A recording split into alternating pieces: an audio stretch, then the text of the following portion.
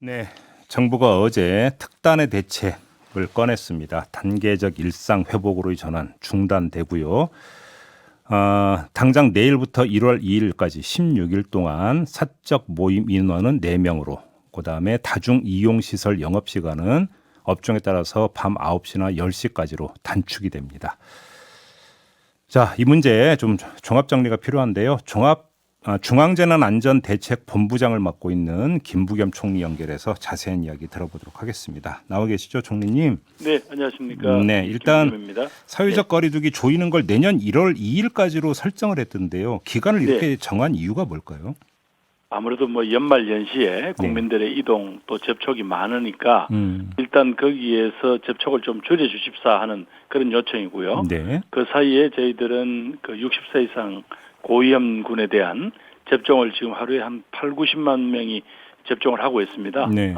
그래서 그 3차 접종이죠. 음, 그걸 하고 있고 또 그러면서 병상을 빨리 확보하는 예를 들면 전담병원을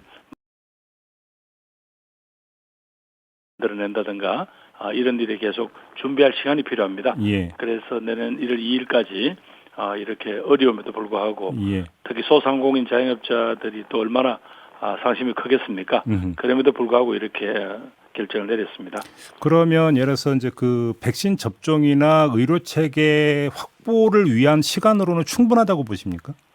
충분하지는 않겠지만 예. 우선은 아무래도 연말연시는 보면 접촉량이라든가 이동량이 많아질 수밖에 없잖아요. 예, 예. 근데 여기서 만약에 어느 정도 우리가 들어막지 않으면 음, 말하자면 댐에 뒤에서 막 계속 물이 유입되는 물이 너무 많아버리면 네. 댐이 버티기 어려운 상황이 오지 않겠습니까? 예, 예. 그걸 적어도 방지하기 위해서는 지금 조금 더 완충할 시간이 필요하다. 그렇게 보시면 되겠습니다. 근데 이제 다른 포인트에서 이제 확진자 수를 줄이는 문제도 이제 과제 아니겠습니까? 이걸 놓고 보면 기간이 너무 짧고 효과를 보지 못할 수도 있다는 전문가의 진단이 나오던데 이건 어떻게 봐야 될까요?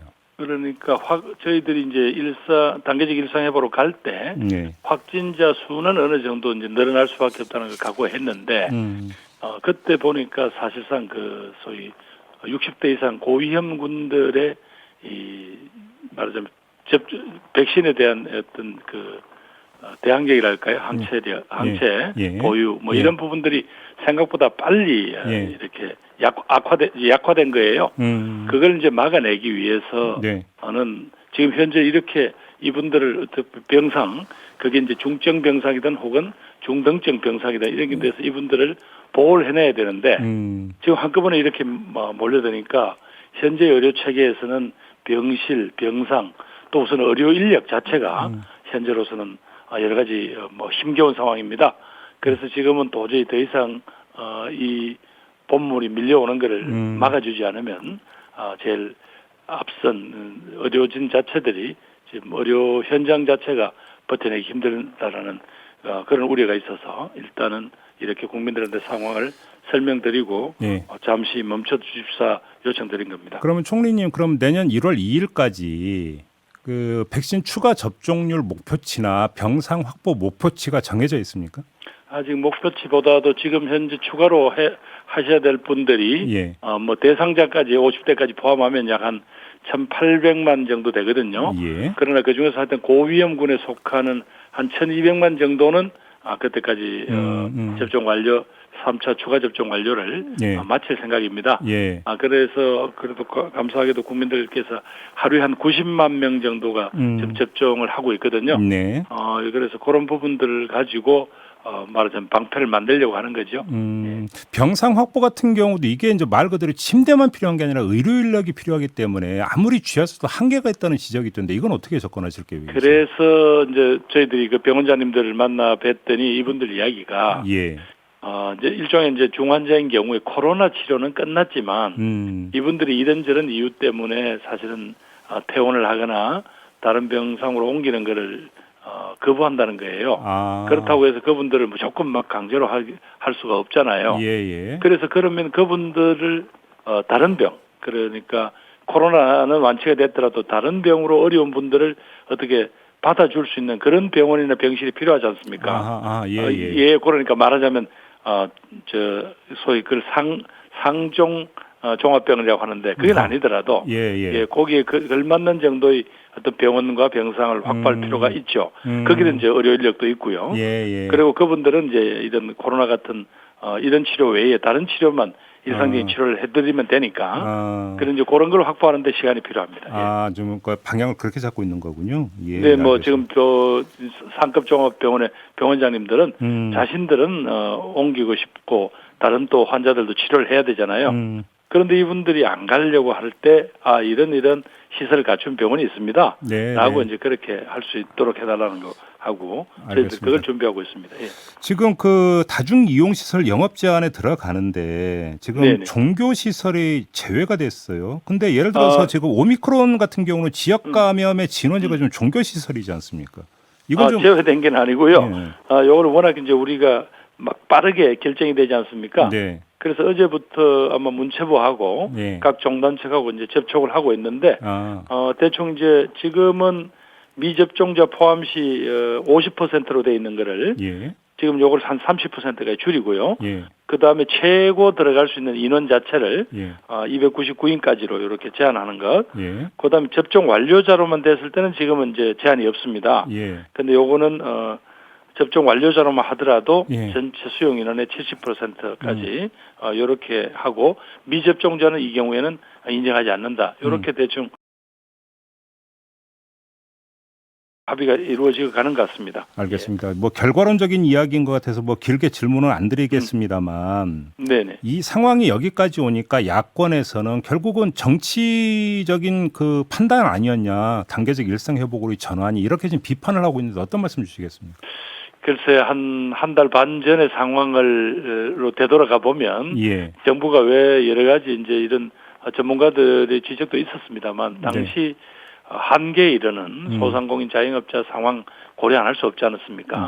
그리고 이제 국민들도 그때쯤에는 외국처럼 말하자면 조금 확진자가 늘더라도 좀 일상으로 가는 모습을 보였으면 좋겠다는 그런 요구도 있었죠. 뭐 정부 입장에서는 항상 이 방역 측면만 고려할 수는 없었지 않겠습니까? 뭐 그런 부분일 텐데 뭐 야당에서 비판하는 것 자체야 저희들이 뭐 달게 받아야지 어떻게 하겠습니까? 다만 이 문제에 대한 판단은 국민들께서 그 상황을 정확하게 알고 계시기 때문에 정부는 뭐 정부로서 최선을 다하겠습니다. 근데 그 시점으로 돌아가서 복귀를 하더라도 하나는 놓칠 수가 없는 게 그 시점에서 전문가들이 그 입을 모아서 우려했고 당부했던 게 의료 체계가 정비가 돼야 된다. 이 얘기는 계속했었는데 결과적으로 놓고 보면 너무 준비가 소홀했던 거 아니냐 이런 지적은 피할 수 없는 거 아닙니까? 글쎄 이제 저희들도 이제 행정 명령을 내려서 병상을 확보하면 이제 숫자 나와 있는 거잖아요. 그래 이 정도면 충분히 가능하겠다라고 했더니 결국 현장에서는 바로 이제 의료 인력 자체가 지금 워낙 소위 번아웃이라 합니까? 그냥 뭐 지쳐 있고요. 그 다음에 아까 말씀하신 중증 환자분께서 코로나 치료가 끝나더라도 어떤 이제 병실을 내거나 병상을 내주는 일이 이게 안 되는 거예요.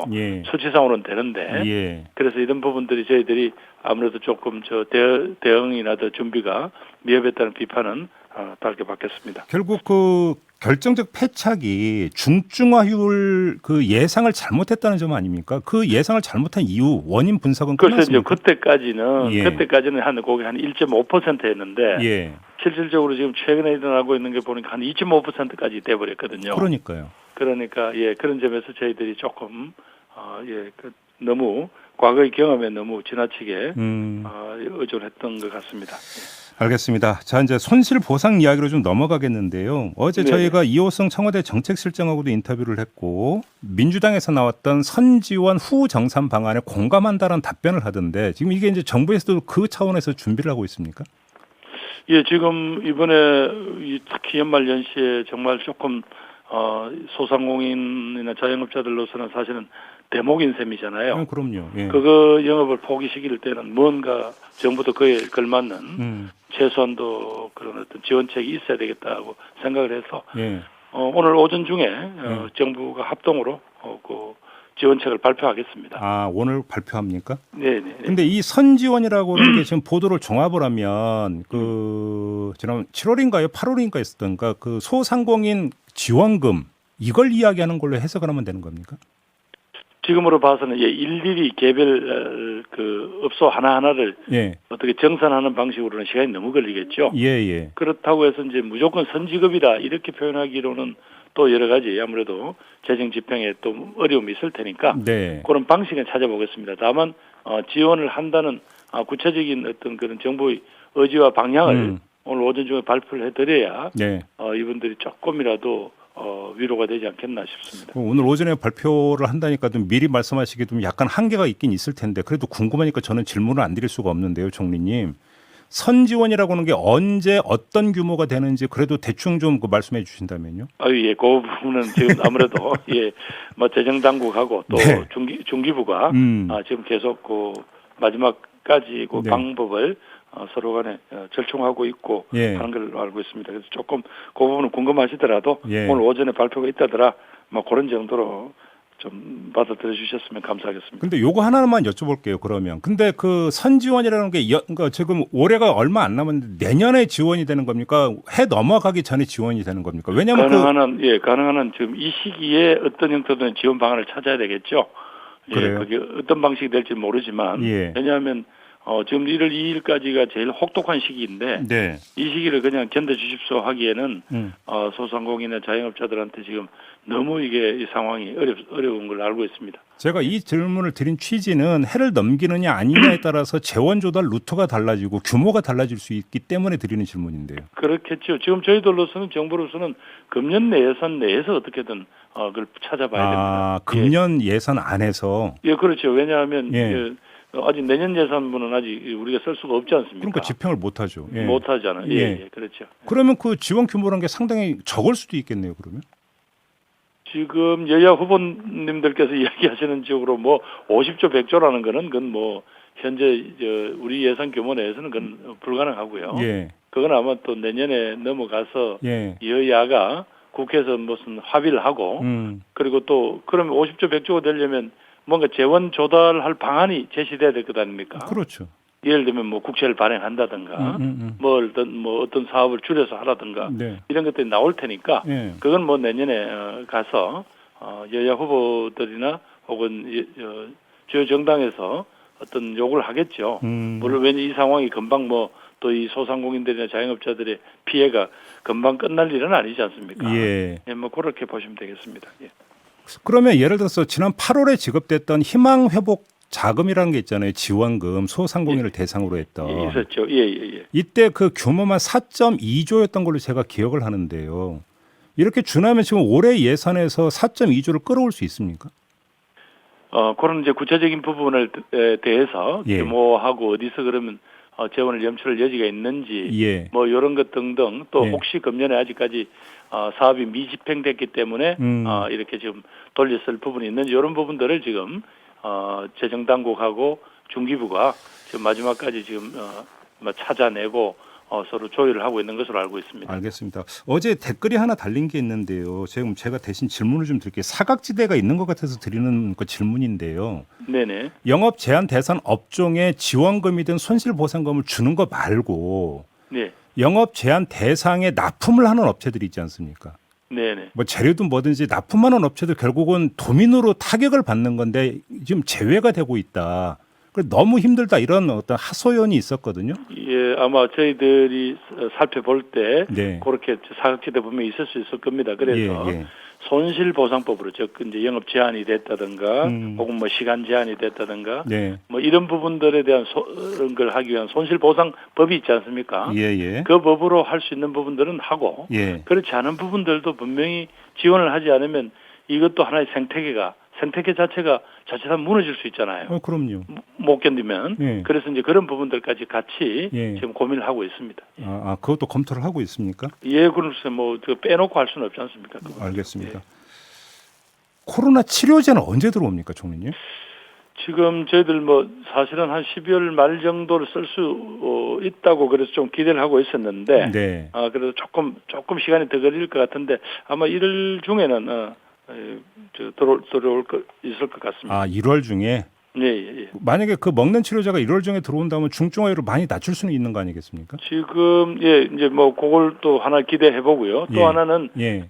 소위 우리 국내 센트리온이 개발했던 레키노나주 예. 이 부분이 분명히 주사제이기 때문에 좀 불편하죠. 예. 그리고 어려움이 있어야만 주사할 수 있는데 예. 이게 중증화율을 낮추는 데는 아주 효과가 있다는 게 뭐 이유 같은데 다 인정을 한 거거든요. 아, 그래요? 그래서 이 부분에 대해서 조금 의사 선생님들이 조금 주저하는 것 같아서 이 부분에 대해서는 조금 자신을 갖고 쓰셔도 좋다. 많은 임상의 결과가 효과를 보았다라는 말씀을 드리고 싶습니다. 아, 그렇군요. 알겠습니다. 저희가 그 의료인들하고 여러 차례 인터뷰를 했는데 거의 번아웃 상태. 조금 전에 총리님도 말씀을 하셨잖아요. 네네네. 지원책이든 보완책이 좀 나와야 되는 거 아닙니까? 그래 이제 뭐 언제까지나 의사 선생님, 간호사 선생님 또 옆에 돕는 이 의료진 전체를 그냥 이렇게 갈아넣는다고 그분들 표현하시잖아요. 예. 갈아넣듯이 해서 이 상황을 돌파할 수는 없을 것 같고요. 예. 있는 뭐 우리가 동원할 수 있는 뭐 군의관을 포함해서 많은 인력들을 옆에 지원하고 있습니다만 한계가 있는 것 같습니다. 예. 그래서 특히 또 지금은 그 현업에서 은퇴하신 분들에 대해서도 조금 더 복귀해서 좀 상황을 도와주십사라는 그런 요청도 드리고요. 예. 그렇게 해서 어떤 요 시기는 예. 사실은 국민들께서 함께 하시지 않으면 극복하기 어렵지 않겠습니까? 네. 그러면서 하여튼 이 큰 파도는 한번 넘어가려고 합니다. 아유, 참 어렵네요. 알겠습니다. 좀 더 힘을 내주시기를 부탁드리면서 인터뷰 마무리하겠습니다. 고맙습니다, 총리님. 예, 감사합니다. 네, 지금까지 예. 김부겸 국무총리였습니다.